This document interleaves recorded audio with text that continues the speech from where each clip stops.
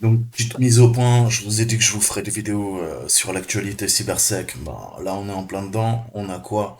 On a des, des acteurs de menace, hein, comme on dit, qui vont utiliser la balise Cobalt Strike sur Linux, en fait, hein, et qui l'utilisent. Là, on a depuis 48 heures un nombre d'attaques incroyable. Je vous mettrai en lien en fait les équipes qui s'occupent d'analyser les malwares. Ok? Ils font ça sur leur temps libre. Et honnêtement, c'est en train de poutrer la planète entière. On n'a pas encore les résultats. Il y a Yandex qui s'est fait attaquer par des routeurs qui avaient été piratés il y a quelques années. Je sais pas si c'est des charges utiles Cobalt Strike, mais on va parler un peu de Cobalt Strike. Historiquement, avant de vous parler des deux articles là, que vous avez sous les yeux, Cobalt Strike, c'est la version payante d'Hermitage. Hermitage, ni plus ni moins, c'est quoi? C'était une GUI, hein, c'était une interface graphique pour Metasploit, ok? Avec d'autres fonctionnalités naturellement, mais ça permettait en gros, avec quelques clics de souris, de pouvoir lancer une cyberattaque, ok? Et il y a quelques années, le code source a fuité, il s'est retrouvé notamment sur GitHub. Il a été récupéré et amélioré. Donc on va parler aujourd'hui de cette version améliorée hein, qui est utilisée par la plupart des cybercriminels. C'était un outil de red teaming. Malheureusement, c'est devenu un malware, c'est devenu utilisé par des États-nations hein, lors d'APT. Et en ce moment, il y a une nouvelle version qui s'appelle Vermillon qui refait surface, en fait. Donc on va analyser un petit peu ça à travers ces deux articles. Donc, on a un groupe de piratage récemment découvert, en fait, hein, qui a utilisé une version personnalisée et améliorée d'un outil de sécurité populaire pour orchestrer des attaques contre un large éventail, on va dire, hein, de cibles à travers le monde depuis août 2021. Ok, les attaques visaient des entreprises de télécommunications, des agences gouvernementales, des sociétés informatiques, des institutions financières et des sociétés de conseil. Comme je vous disais, le codename, c'est Vermillon. L'acteur de la menace, en fait, a modifié une version de Cobalt Strike, hein, qui est un framework, une boîte à outils, un cadriciel en bon français de test d'intrusion développé par la société de logiciels Help System. Ok? Bien que l'outil ait été développé pour aider les entreprises de sécurité à émuler les techniques utilisées par les acteurs de la menace dans le cadre de tests d'intrusion, les fonctionnalités avancées de l'outil ont également en fait un favori hein, parmi les groupes de cybercriminalité. Au cours des dernières années, en fait, hein, le framework Cobalt Strike a été piraté, repiraté, remodifié et adapté pour toute une panoplie en fait de logiciels malveillants. On a des cas d'études, hein, on en reparlera, mais on a l'Intel 471, on a le Proofpoint et on a le rapport Record Future qui a révélé que Cobalt Strike et d'autres outils de test d'intrusion Metasploit représentaient plus d'un quart hein, de tous les serveurs de Command and Control, les sites aussi des logiciels malveillants déployés en 2020. Donc, under the hood, sous le capot, comme on dit, l'outil utilise une architecture serveur-client permettant aux chercheurs de sécurité, enfin en cybersécurité ou aux auteurs de logiciels malveillants d'utiliser son composant côté serveur pour attaquer des systèmes et déployer une sorte de porte dérobée appelée Cobalt Strike Beacon. En fait, les beacons, ce sont des agents, hein, c'est l'équivalent des agents quand on utilise Empire, par exemple. Donc, ça va permettre de déployer d'autres composants hein, supplémentaires sur les systèmes infectés. En fait, le beacon, ce n'est qu'un stager. Un stager, et le stager va permettre, via le serveur de command and control, de télécharger d'autres composants qui vont permettre la persistance, qui vont permettre la post-exploitation.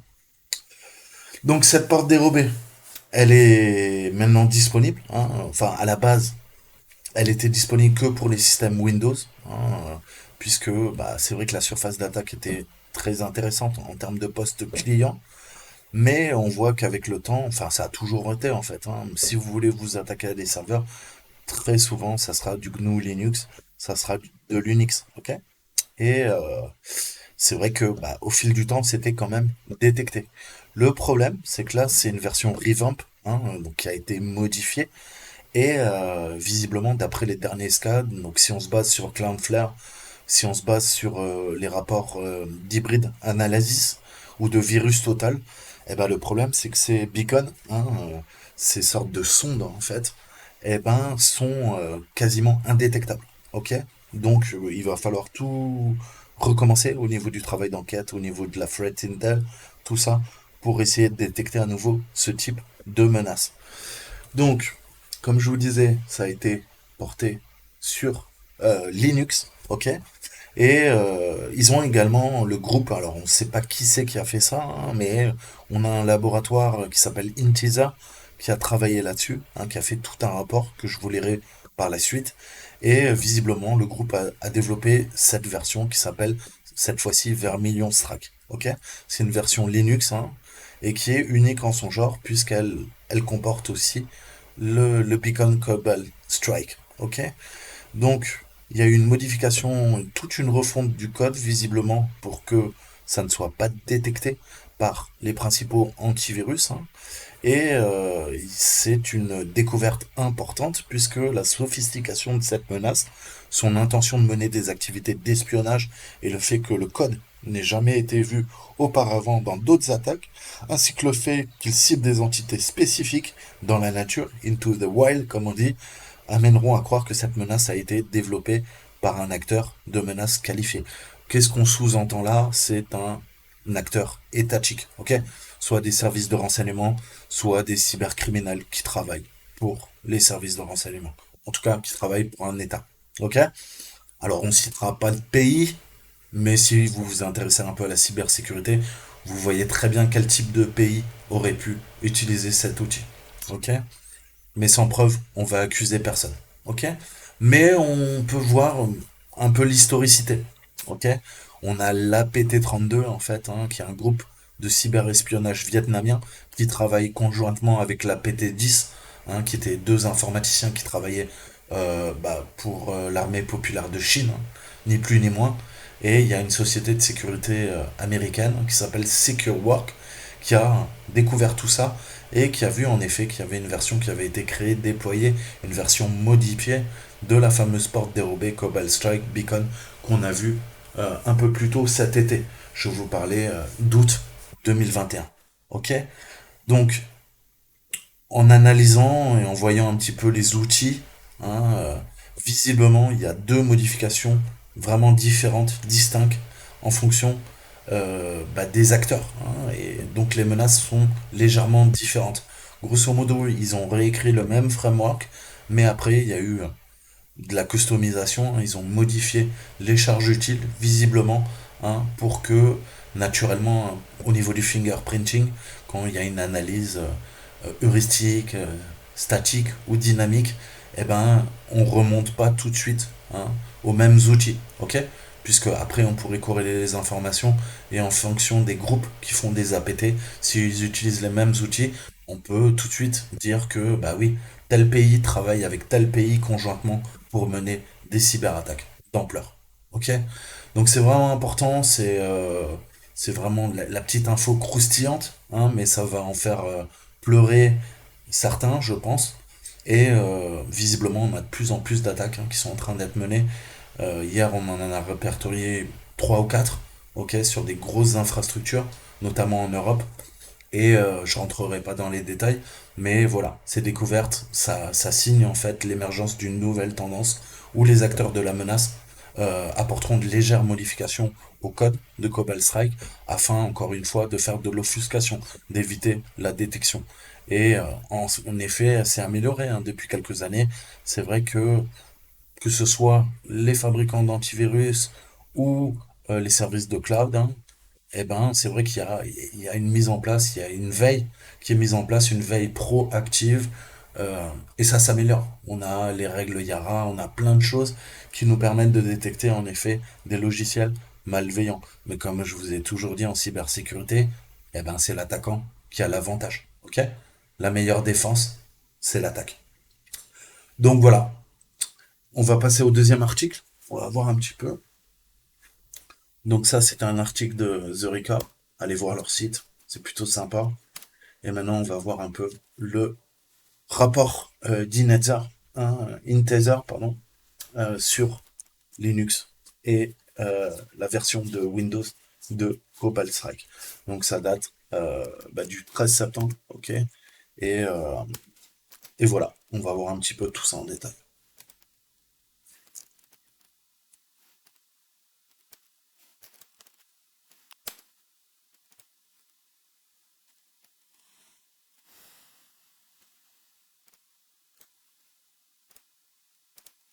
Donc on va voir les key findings, hein. Donc si on devrait traduire, c'est les principales conclusions. On a 4 points à aborder. D'abord, c'est la découverte de la réimplémentation, hein, au niveau de Linux et de Windows de Cobalt Strike qui a été écrite à partir de zéro, hein, from scratch, comme on dit en anglais. Et deuxième point, les logiciels malveillants Linux ne sont pas du tout détectés par les principaux fournisseurs de solutions antivirus. Donc ça craint un peu. Ensuite, on a eu des traces de compromission, hein. On a des IOC et on a des chevauchements techniques avec visiblement des fichiers DLL malicieux, hein, qui ont précédemment quand même été utilisés, car on les a découverts, on les connaît. Ok, il y a une knowledge base, c'est dans une base de connaissances. Et visiblement, bah, ça a ciblé de nombreuses victimes, notamment les telcos, hein, donc les agences de télécommunications, tous des agences du gouvernement, hein, fédéral, et au niveau des finances, ok, puisque on a tout intérêt, lorsqu'on fait une cyberattaque, à cibler les milieux financiers, à récupérer des données fiduciaires, parce que bah, ça se revend extrêmement cher sur le darknet, ni plus ni moins. Donc si on doit refaire un peu l'historique, je vous en ai déjà parlé, mais Cobalt Strike, en effet, c'est un outil de red teaming pour Windows qui est également fortement utilisé par tous les acteurs de menace, hein. Au moment d'écrire ces lignes, on a même une version officielle de Cobalt Strike pour Linux. Ok, je vous ferai un petit aperçu notamment là-dessus. En août 2021, si on doit revoir au niveau de l'historicité, on découvre en fait qu'on a une nouvelle implémentation ELF entièrement non détectée. Donc, pour rappel, ELF, hein, c'est un type de format sous Linux. Je ne vais pas rentrer dans les détails. Et on a cette fameuse balise beacon. En fait, vous envoyez la balise, comme son nom l'indique, elle va envoyer des signaux, hein, et ces signaux vont être captés par le serveur de command and control. Ok, et cette nouvelle version s'appelle Vermillon Strike.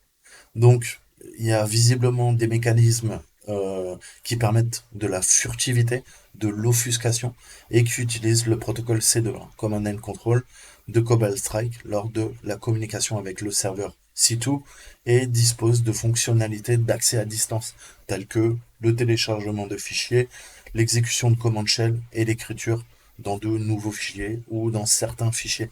Le malware n'est pas détecté par Virus Total au moment de la rédaction de cet article, et visiblement, bah, ça a été poussé par la Malaisie. Donc, on voit que ça se passe en Asie, en tout cas, même si on n'a pas de plus amples détails, naturellement.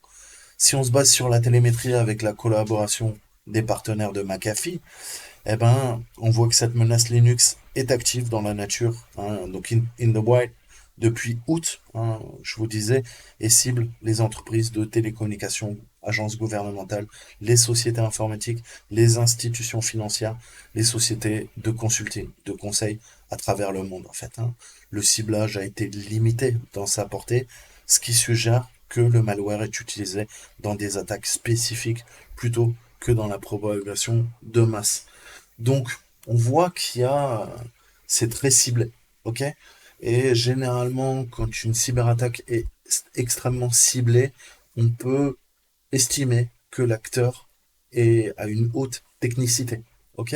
Généralement, quand on fait du volume, je ne vais pas vous dire que c'est les mauvais hackers qui font ça, mais généralement, on va compter sur le volume, essayer d'impacter le maximum de machines, puisqu'on sait que la réussite, en tout cas les vecteurs d'attaque qu'on utilise, seront pas forcément pertinents. Ok? Là, on voit que c'est extrêmement ciblé. On s'attaque en plus à des secteurs clés, hein, de l'économie, de la finance, et en termes d'espionnage technologique, ça peut être des agences fédérales. On va récupérer des ressources chez de grosses sociétés d'informatique. Ok? Donc visiblement, il y a bien sûr un acteur étatique qui doit tirer les ficelles. Et en plus, qu'est-ce qu'on peut en déterminer? C'est qu'il y a une volonté pas de nuire en faisant des attaques DDoS, mais plutôt faire de l'espionnage technologique, du tech-int, faire de l'espionnage économique, visiblement. Ok? Donc ça permet d'essayer de comprendre déjà un peu les motivations des acteurs qui sont en présence. Maintenant, on va voir un petit peu l'analyse technique. Ok?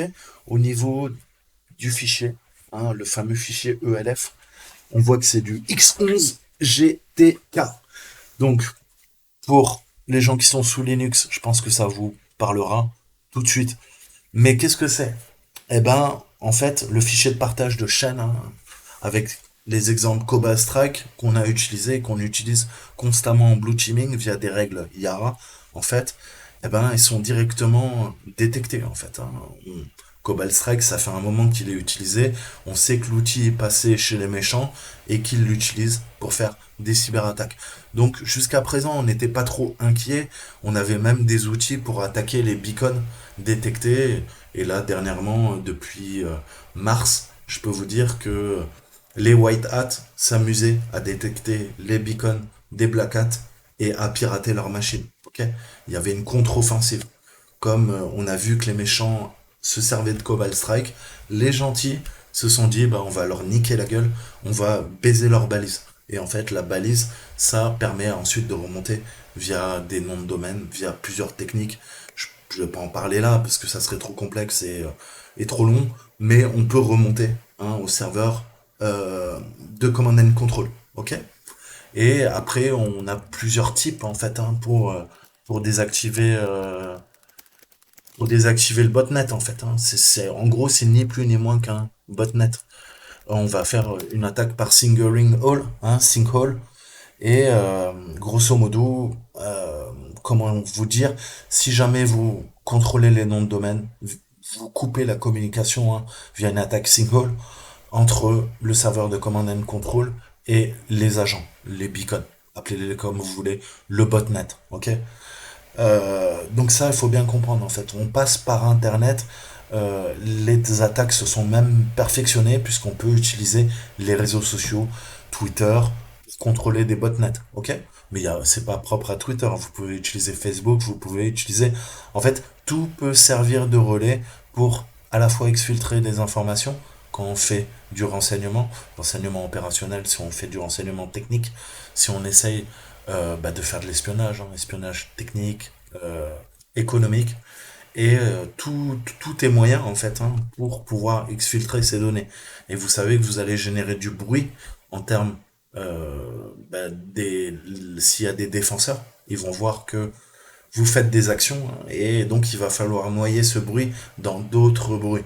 Ok?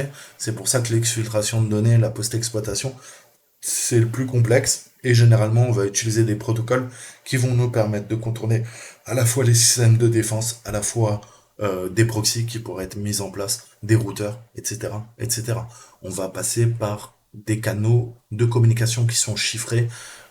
Dernièrement, c'est le DOH hein, qui prime. On va faire du DNS over HTTPS. Ok? Et comme la donnée est encapsulée, quand bien même les équipes de défense de blue teaming arrivent à sniffer les paquets réseau, s'il y a des sondes réseau qui sont mises en place, si on fait du deep packet inspection, pardon, ça va être quand même extrêmement compliqué puisque tout est chiffré. Ok? Donc ça, c'est mon petit blabla à moi. On revient, excusez-moi, sur l'article. Donc comme je vous disais, avec Yara, c'était détecté en fait. Hein. On connaissait ce type de menace. Mais là, pour la première fois, le fichier ELF en fait est construit à partir d'une distribution Red Hat Linux. Ok? Vous savez qu'on utilise en entreprise le Red Hat Linux. C'est essentiellement, ce sont des serveurs. Ok? C'est une distribution qui est utilisée, qui est très bien, mais qui est sensible, hein, qui est utilisée pas sur des postes clients. On l'utilise que sur les serveurs, quasiment. Ok? Et donc ça utilise OpenSSL via une liaison dynamique. Les noms d'objets partagés pour OpenSSL sur les distributions Red Hat sont différents des autres distributions Linux. C'est vraiment une distro à part Red Hat, en fait. Hein. Pour cette raison, ça ne peut pas fonctionner, enfin, ça ne fonctionnera, pardon, que sur des machines avec une distribution Linux qui est basée sur le code hein, de Red Hat. Donc déjà, le fait qu'il cible du Red Hat, encore une fois, comme je vous disais, Je vous dis toujours en termes de threat intel, vous devez penser, connais ton ennemi, disait Sun Tzu. Vous devez faire du profiling, hein, vous devez rentrer dans le cerveau de l'attaquant pour comprendre ses motivations, quelles sont ses finalités. Ok? Là, il nous laisse des artefacts. Ok? Je parle pas d'artefacts informatiques, je parle de patterns. Ok? En criminalistique, on va rechercher des motifs récurrents qui seront utilisés et ça nous permettra de comprendre quelles sont les différentes parties en présence, quel groupe d'acteurs malicieux a fait l'opération, ok, a monté l'opération, et d'où ça vient, d'où ça pourrait venir, ce type d'attaque. Dans ma tête, j'ai quelques idées. Donc, ensuite, voyons un peu l'initialisation, ok.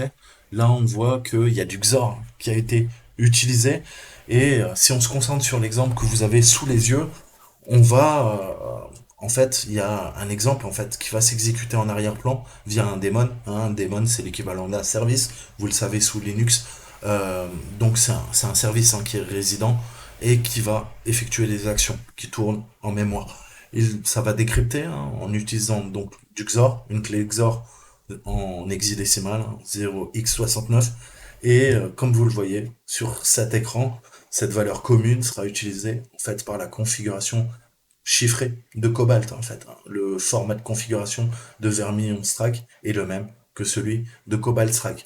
Donc on voit qu'il y a une certaine épine dorsale, une architecture, le backbone qui est resté le même, mais il y a eu une refactorisation, une refonte totale au niveau du code. Les outils utilisés pour extraire les configurations Cobalt Strike peuvent également être utilisés pour extraire la configuration Vermilion Strike. Donc ça c'est intéressant puisque bah, ça va permettre aux équipes de défense de mieux comprendre en fait ce qui se passe. Ok? Puisqu'on voit que heureusement tout n'a pas été modifié, on retrouve hein, des patterns, encore une fois, qu'on va pouvoir venir exploiter. Donc le déchiffrement, si on doit en parler, il y a un déchiffrement supplémentaire qui est effectué hein, sur les heaps, sur l'état, avec des chaînes de caractères, des clés, des valeurs qui sont décodées par la balise pour son fonctionnement intrinsèque. Hein. La balise va générer ensuite un hash, ça sera du SHA-256, qui va provenir d'un nombre aléatoire. On va procéder, utiliser de l'entropie, hein, et ça va être seed, hein, seeded, donc ensemencé si on devrait traduire à partir de l'idée du thread principal. Cette valeur sera utilisée ultérieurement via un balisage DNS. Ensuite, on aura une clé RSA publique qui sera importée pour son utilisation ultérieure. Ok? C'est ce qu'on peut voir là en fait. Donc là, maintenant, on va passer au code assembleur et on a désassemblé. Hein. Donc, on voit bien les instructions. Hein. On a du XOR. Donc là, c'est ce que je vous disais, EDI. Là, visiblement, c'est là que ça se passe. Ensuite, on a notre call hein, au niveau de la clé RSA. On le voit très bien là. Hein. Et RSA size. Ok, donc là, on voit c'est l'utilisation intrinsèque, l'importation de la clé publique RSA qui va permettre de chiffrer hein, les communications au niveau du fingerprint. Ok, donc ça, c'est en assembleur. On voit la fonction qui appelle ça hein, l'xref, main, et on voit que ça commence par du nope là-haut. Donc, si on analyse tout ça, on voit que la balise commence son empreinte digitale hein, sur la machine. On a un nombre aléatoire qui est généré avec l'idée de processus qui sera récupéré. Il va récupérer la version noyau de la machine en utilisant uname. Hein, vous connaissez, on l'utilise très souvent sous Linux. Uname-A, ça va nous donner tous les paramètres de la machine. Ensuite, la balise, en fait, prendra les empreintes digitales des informations du réseau via la fonction getIfAddresses. Ok? Et on va parcourir hein, via une boucle les interfaces à la recherche d'adresses IPv4. Et ensuite, on va rassembler tout ça hein, sur une interface avec une adresse en 127.0.0.1. Typiquement, c'est quoi? C'est du localhost, c'est le loopback. Et tout ça donc est acheminé via une adresse IPv4. Ok, c'est ce qu'on voit concrètement ici. Ensuite, qu'est-ce qui se passe? On a notre beacon, la balise qui se met en place hein, via le fingerprinting, l'empreinte digitale de l'entrée dans la base de données de mot de passe en local. Et on va essayer d'obtenir des informations sur l'ID utilisateur effectif qui va lancer le processus actuel. On le voit, c'est à ce niveau-là. Ensuite, le beacon. Eh ben, qu'est-ce qu'il fait? La balise prend alors l'empreinte digitale du nom d'hôte de la machine. Les informations, elles sont collectées euh, via un string, donc une chaîne de caractères, et ensuite elles sont cryptées avec la clé publique et codée en base 64. Ok? C'est la norme pour la communication avec un serveur Cobalt Strike. Et on voit toutes les étapes qui sont là-dessous. Permettez-moi de zoomer. Là, on voit la partie en texte, on voit la partie RSA chiffrée et ensuite encodée en base 64. Ok. Donc on a des techniques d'offuscation qui sont mises en place et un principe d'encapsulation qui dit encapsulation dit chiffrement des données. Donc on voit qu'on a la valeur 1.01.lr, ok, et elle est précédée de la chaîne d'empreinte digitale. Il semble s'agir d'une chaîne de version interne en fait. On a une chaîne similaire, W1.01, qui est trouvée dans un exemple Windows récemment découvert par Vermilion Strike et qui partage les mêmes fonctionnalités de Command and Control et d'actions malveillantes en fait. Les données sont cryptées, sont envoyées au serveur C2 de la même manière. C'est ce qu'on voit donc tout là. Cette partie-là, c'est la plus importante. Ça nous permet d'en apprendre un peu plus. Les données cryptées sont envoyées au serveur C2, de la même manière que les métadonnées sont envoyées d'une balise Cobalt Strike au serveur C2, et la charge utile déchiffrée commence par le marqueur BIF, ok? OX BIF. Le même marqueur est utilisé par la balise Cobalt Strike légitime. C'est là qu'on voit que il y a une certaine continuité, en tout cas au niveau de l'architecture, on voit qu'on a certains patterns récurrents et justement ça va nous permettre de comprendre en fait quelles modifications ont été faites dans Vermillon et qu'est-ce qui subsiste. Et on voit qu'il y a vraiment, en termes d'historicité, il y a vraiment une partie du code qui est restée la même, en tout cas, puisqu'on retrouve les mêmes structures que dans Cobalt Strike. Maintenant, on va parler un peu du serveur de command and control. Vous savez que lors d'une APT, on a des agents, on a des beacons, on a des botnets, mais ça ne peut pas fonctionner sans le serveur de command and control. Ok?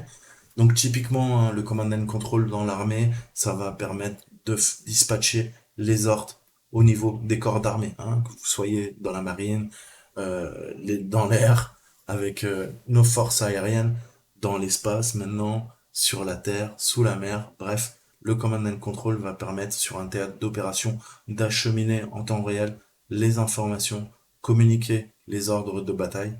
Et ben c'est exactement ce que fait un serveur de command and control. Je vous ai dit, à un certain niveau de hacking, la limite entre le monde du renseignement, le monde militaire et le monde universitaire civil est plutôt fou, puisque toutes les techniques de hacking, c'est mon humble avis, sont issues du secteur militaire. Ok? Alors bien sûr, il y a toute une culture du hacking qui est née des Ivy Leagues américaines pendant les années 60, 70, 80. Ok? On n'aurait pas eu Internet sans ça. Mais il faut pas oublier qu'il y a une composante militaire, il y a le complexe militaro-industriel qui fournit aux gentils civils de la technologie militaire qui sera ensuite dérivée dans le secteur civil. Mais cette technologie peut être militarisée. On parle de weaponization. Ok? Eh ben, on retrouve les mêmes acronymes quand vous travaillez dans l'armée. Ben, on se sert de ces acronymes et de ces techniques même, j'ai envie de dire, qui passent dans le secteur civil. Ok? En tout cas, en cybersécurité, il y a plein de techniques qui sont utilisées soit dans le renseignement, soit dans le secteur militaire. Ok? Que vous le vouliez ou non, en fait. Puisque toute cette technologie, toutes ces techniques ont été pensées en amont par le complexe militaro-industriel. Ni plus ni moins. Ok? Donc revenons à notre serveur de command and control. C'est généralement, je vous ai dit, on va se servir des DNS, c'est primordial, mais également on peut se servir du HTTP, du HTTPS. Donc typiquement, on va taper sur du 53, du 80, du 443. Cette approche basée sur le DNS pour les communications, ça nous permet d'aider à éviter les défenses traditionnelles qui surveillent le trafic HTTPS. Pourquoi je vous ai parlé du DO, DOH? parce qu'on va faire du DNS over HTTP, HTTPS. Ok? Ça permet de noyer le bruit de nos communications dans d'autres bruits. Et je vous ai dit, si jamais vous encapsulez vos communications sur des canaux de communication qui sont très souvent utilisés par une entreprise, eh ben, bien sûr, ça va permettre de contourner les systèmes anti-intrusion. Ça va permettre de feinter les sondes, ok, les sondes réseau qui sont en place. Et quand bien même il y a du DPI hein, qui est mis en place, vous allez pouvoir contourner l'inspection des paquets en profondeur, ok? Deep Packet Inspection. Donc, c'est des techniques classiques d'exfiltration des données hein, et de post-exploitation. Typiquement, là, rien ne change, mais on voit que ça a été, forcément, les méchants améliorent leur technique puisqu'ils savent que, en termes de défense, les gentils sont de plus en plus protégés. C'est pas encore parfait, mais voilà, c'est le principe de dans l'armée de mesure contre mesure. Hein, je vous disais, t'as un missile pour défoncer mon avion, je vais trouver un système de leurre ou un système électro-optique ou électromagnétique, en tout cas une nacelle pod qui va me permettre de faire de la guerre électronique, électronique warfare, ok, et de brouiller hein, soit la tête chercheuse infrarouge de ton missile ou éventuellement la tête chercheuse radar active qui va venir essayer de défoncer mon avion. Ok, donc c'est l'évolution de la guerre hein, depuis plus de 4000 ans. Ça a toujours été mesure contre mesure. Ok, donc on voit que les techniques se perfectionnent du côté des méchants. On perfectionne également les techniques du côté des gentils. Mais pour pouvoir protéger les gentils, il faut qu'on s'intéresse aux méchants. C'est pour ça qu'on fait tout ça. C'est du threat intel. Donc maintenant, voyons un petit peu tous les paquets qui ont été capturés hein, et les communications. Visiblement, là, ça a l'air d'être une capture de Wireshark. Et on a sniffé les paquets réseau. On voit qu'on a des requêtes hein, DNS. Donc pour rappel, hein, vous savez que vous avez toujours une machine source, une machine de destination. On a le protocole et typiquement, en clair, on a un en-tête hein, de la requête. Et là, on voit que c'est des requêtes standards qui ont été passées notamment sur des noms de domaines, de sous-domaines de Microsoft ou qui ont été usurpés. Honnêtement, Microsoft Kernel, je sais pas s'il existe concrètement. Euh, je le connais pas, mais en tout cas. Ça existe ça?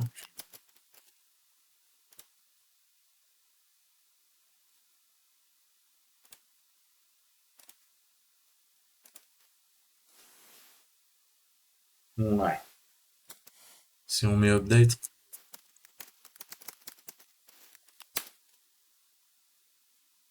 ouais, c'est peut-être du spoofing. Honnêtement, ça a l'air bizarre. Hein. Donc, on a update Microsoft Kernel et on a euh, des réponses qui ont été faites par Apple. Ouais, donc clairement, il y a eu de l'abus. C'est du spoofing de nom de domaine et ça permet en fait que ces noms de domaine hébergent les différents centres de command and control, ni plus ni moins. Donc, on voit que cette approche est basée sur les DNS hein, pour les communications. Comme je vous disais, ça permet d'éviter les défenses traditionnelles qui surveillent le trafic HTTP. On voit que les commandes sont reçues via des enregistrements d'adresses DNS, hein, via du texte. Et la balise envoie d'abord des requêtes DNS à des sous-domaines qui sont codés en dur et obtient une adresse IP qui est renvoyée. Ok? Donc, si on analyse un peu le texte, hein, déjà dans ce cas, qu'est-ce qu'on peut déterminer? On voit que l'adresse IP renvoyée n'est pas utilisée comme adresse IP, mais uniquement pour déclencher hein, ou modifier le comportement de la balise.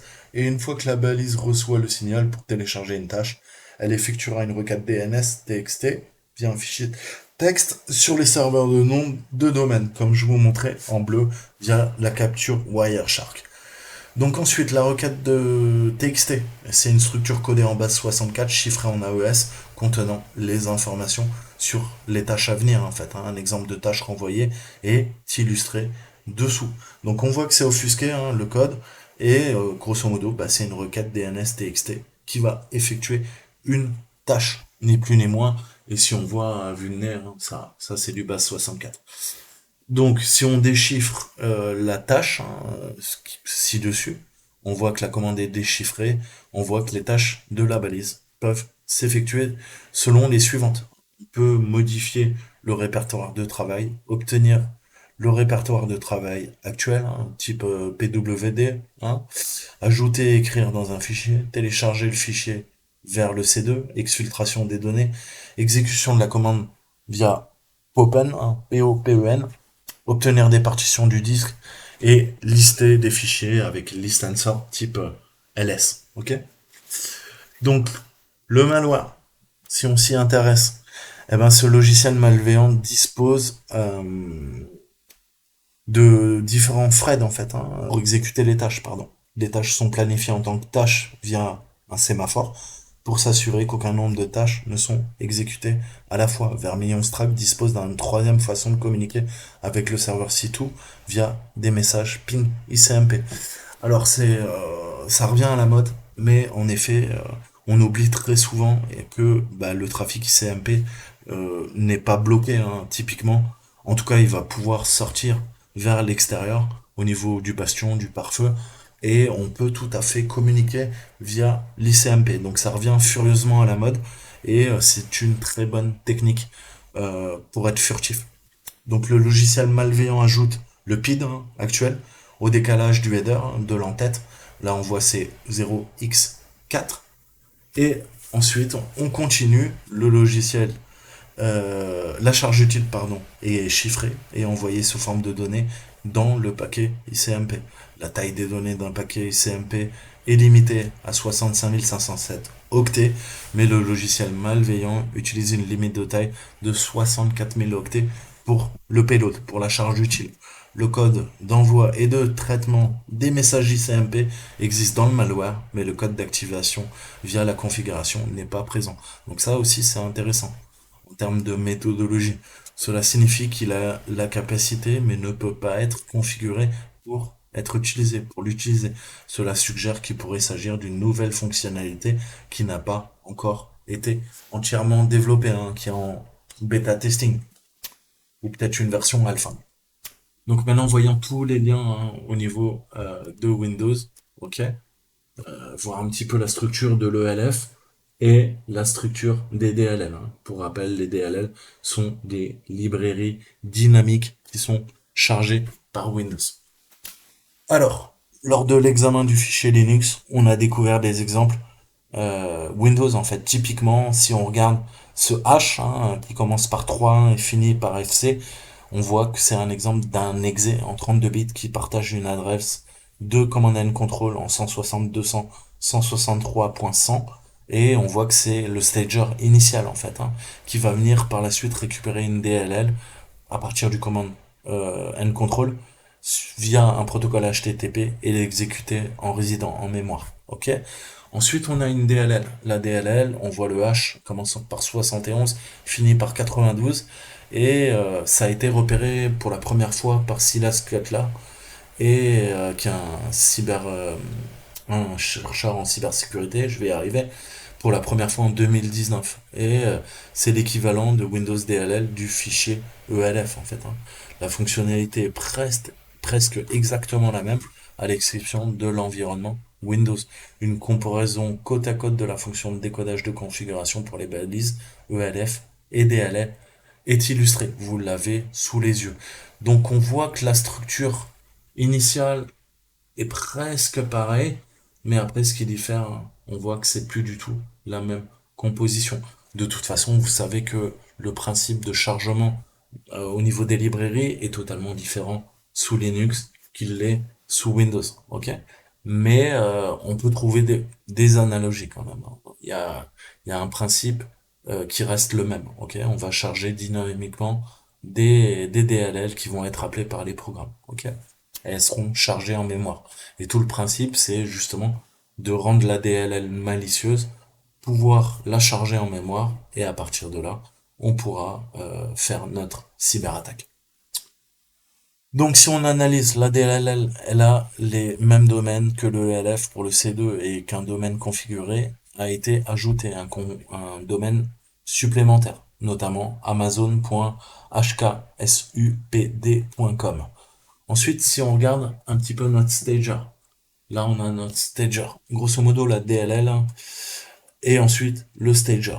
On voit qu'on a une nouvelle charge utile du serveur, on a le hash, et on voit qu'il y a beaucoup de code partagé avec l'échantillon de 2019. Cet exemple est une autre version de Vermillon Strack. On a un nouvel hash, pardon, un nouveau hash qui inclut une chaîne de version similaire à la version ELF. La chaîne de version dans ces exemples est, comme je vous le disais initialement, la W1.01. Ok? Donc on voit là, on a des patterns et ces artefacts, tout le but, quand on fait du threat intel, c'est de corréler les informations pour essayer de comprendre d'où vient la menace, quand est-ce elle est apparue pour la première fois. Si je dois vous faire l'analogie avec un virus, on parle toujours de patient zéro. Ok? Eh ben là, on va chercher le patient zéro. Grosso modo, essayer de comprendre quand est-ce qu'elle est arrivée et ça va nous permettre de classifier la menace. Pareil, dans le secteur militaire, on classifie, on hiérarchise la menace, ok? Et en fonction de ça, on va pouvoir élaborer un système de menace, ok? Un modèle de menace pour mieux comprendre en fait les interactions. Donc, si on doit conclure, Vermillon Strack, c'est parmi d'autres menaces Linux, mais c'est une menace qui reste constante. Elle est de plus en plus utilisée. On a une prédominance de serveurs Linux au niveau du cloud, du nuage, et son essor continue via les AET. On a des frameworks qui permettent de se balader en fait dans ce type d'environnement. Donc c'est extrêmement critique. Les menaces Linux ont souvent de faibles taux de détection par rapport à leur homologue Windows pour des raisons qui sont évidentes. L'écosystème client est plutôt orienté Windows et côté serveur c'est plutôt orienté Linux. Et c'est vrai qu'on n'a pas les mêmes moyens de détection sur des environnements Linux que sur des environnements Windows, ok? Qu'on parle de poste client ou de serveur. Donc Vermillon Strike n'est pas le seul port Linux de Cobalt Strike Beacon. On a un autre exemple qui est Gcon, ok, qui est utilisé sur le langage de programmation Go. Et finalement, Vermillon Strike, c'est sûrement pas la dernière implémentation de Beacon. Donc si on doit faire de l'incident response, ok, voir un peu les TTP, tactiques, techniques et procédures. En fait, le Inetzer a permis, grâce à son outil Analyze, de détecter des variantes Linux et Windows de Vermillon Strax en fonction de la réutilisation du code, des TTP et des chaînes de caractères. On voit typiquement le verdict. Et ça commence à être flagué. Donc, c'est plutôt cool. Là, on a la version Windows. On voit bien à 0,74%, on a quand même des indicateurs qui restent très faibles, marginaux. Mais on commence à détecter. Ok, et là, c'est le pendant Linux. Donc, si jamais votre machine se fait poutrer, qu'est-ce qu'il faut faire? Eh ben, déjà, il faut détecter si une machine de votre réseau a été compromise. Il va falloir faire une analyse, avoir une visibilité au niveau de l'exécution complète du code. Pour les systèmes basés sur Linux, on peut utiliser la solution Intezer Protect, je fais pas de la pub, c'est eux qui en parlent, qui va vous permettre d'être alerté sur le code malveillant ou non autorisé qui va s'exécuter. Pour les systèmes Windows, on a Endpoint Scanner, toujours du fabricant Intezer, qui va permettre d'analyser euh, la mémoire des machines afin de trouver des traces de code malveillant en cours d'exécution sur celui-ci. Typiquement, on va dumper la mémoire à chaud, on va faire des ghosts et on va récupérer à la fois des ghosts, donc des clones, des disques durs, des machines, et on va dumper la mémoire à chaud pour avoir fingerprinting, mémoire, qu'on va pouvoir ensuite utiliser dans des logiciels d'analyse forensique et voir si on ne retrouve pas à la fois des IOC, des indicateurs de compromission et des artefacts qui nous infirmeront qu'il y a bien eu du tampering, qu'il y a eu une cyberattaque, en tout cas qu'il y a eu des modifications au niveau des processus qui ont été chargés en mémoire, qu'ils soient malveillants ou non autorisés. Donc, si vous êtes victime de cette opération, naturellement, essayez de trouver le processus et supprimer tous les fichiers liés au logiciel malveillant. hein. Assurez-vous que vos machines soient propres, qu'elles exécutent uniquement du code approuvé à l'aide de la plateforme de sécurité, hein. Donc vous pouvez utiliser les solutions d'Intether, mais on peut utiliser aussi des systèmes qui sont intégrés à Windows ou utiliser l'enclave SGX d'Intel, hein, notamment. Ça peut être une bonne solution. Donc là, on a tous les indicateurs de compromission au niveau des PE, le stager, le ELF, les beacons et les serveurs de command and control. Donc vous voyez bien, j'avais raison. Pourquoi on peut pas y accéder? Visiblement, ils ont coupé. En tout cas, on n'arrive plus à résoudre hein, via le nom de domaine. Donc peut-être qu'il y a une rotation. Typiquement, ce qu'on fait, il y a une rotation. Quoique là, il disait que les noms de domaine étaient codés en dur. Mais généralement, on fait une rotation des noms de domaine. On reste pas avec des noms de domaine fixes, puisqu'après, eh ben, on peut faire une attaque, comme je vous le disais, par sinkhole. Ok. Et typiquement, c'est comme ça qu'on va coucher des parcs de botnet et empêcher la communication entre les agents et le serveur de command and control. Ok. Donc voilà, j'espère que ça vous a plu. En tout cas, c'était de l'actualité. Et bah voilà, allez creuser, je vous mettrai toutes les ressources dans la description de la vidéo. Je vous dis à très bientôt.